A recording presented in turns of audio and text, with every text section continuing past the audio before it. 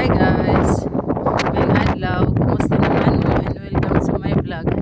Alam nyo ba guys, yung anak kong panganay, nung lumipat siya ng school dito sa pinapasokan na nila ngayon, nabully talaga siya guys.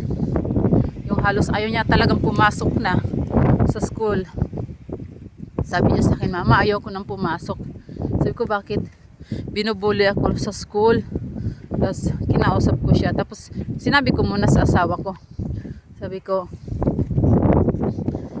ano yung anak natin binubully daw sa school. Ang ginagawa daw, sinusuntok ba? Ganyan. Sinusuntok, sabi ng asawa ko.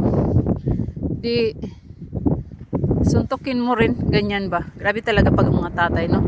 Gusto talaga revenge agad ba? Ganyan. Yung magpayo sa anak. Parang gusto talaga revenge agad ba? Ganyan. Tapos ang ginawa ko guys, kinausap ko yung anak ko. Sabi ko, pag may mga nambubuli sa'yo sa school, sumbong mo sa teacher.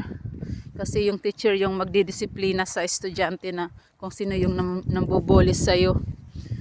Tapos ayun, pumasok siya. Tapos yun, sabi niya, tapos kinumusta ko na naman siya. Ako kasi guys, every dating nila galing sa school, kinukumusta ko talaga yung mga anak ko.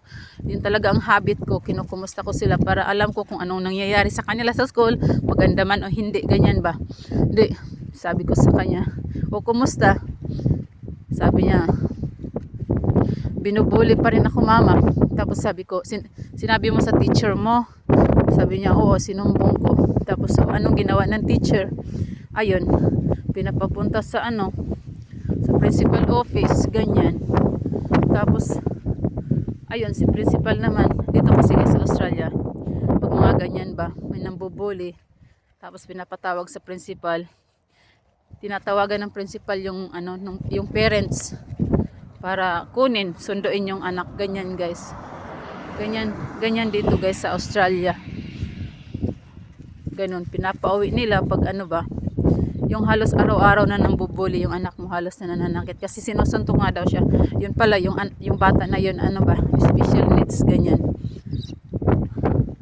Special needs ba, ganyan.